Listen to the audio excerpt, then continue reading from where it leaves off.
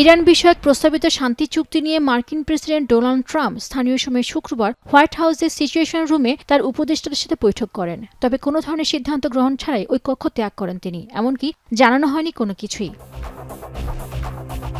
এরই মধ্যে ফক্স নিউজকে দেওয়া সাক্ষাৎকার ট্রাম্প বলেন, ইরানের সঙ্গে যুদ্ধবিরতি চুক্তিতে কোনো তাড়া নেই। তার আশা যুক্তরাষ্ট্র একটি চমৎকার চুক্তি করতে যাচ্ছে। নোভা এলইডি টিভি, ঝকঝকে ছবি, নিখুঁত শব্দ, ৫ বছরের ওয়ারেন্টি। নোভা মানে সঠিক মান, নিশ্চিত সেবা।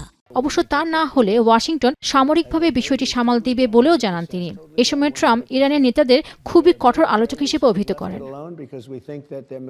সাক্ষাৎকারে মার্কিনের প্রেসিডেন্ট আরও বলেন, ইরাক ও ইরান যুদ্ধে মার্কিন সামরিক বাহিনীর জড়ানো উচিত হয়নি। তবে তেহরানে হামলা না করলে দেশটি এতদিনে পারমাণবিক অস্ত্রের ক্ষমতাসম্পন্ন হয়ে উঠত বলেও উল্লেখ করেন তিনি। এর আগে ইরানের বিরুদ্ধে পুনরায় যুদ্ধ শুরু করতে যুক্তরাষ্ট্র পুরোপুরি সক্ষম বলে সতর্ক করেছেন মার্কিন প্রতিরক্ষা মন্ত্রী পিট হেগসেথ। স্থানীয় সময় শনিবার সিঙ্গাপুরে সাংবাদিকদের সঙ্গে আলাপকালে কথা বলেন তিনি। Iran may not want to give up their nuclear ambitions, but we believe at the table they can and will over time, given the right set of incentives. But the most powerful incentive is the capabilities we have there right now, which they can't ultimately defend against at any real level. এদিকে ইরানের ভূখণ্ডে একটি মার্কিন drone ভূপাতিত করার দাবি করেছে Islamic বিপ্লবী গার্ড কর্পস বা আইআরজিসি।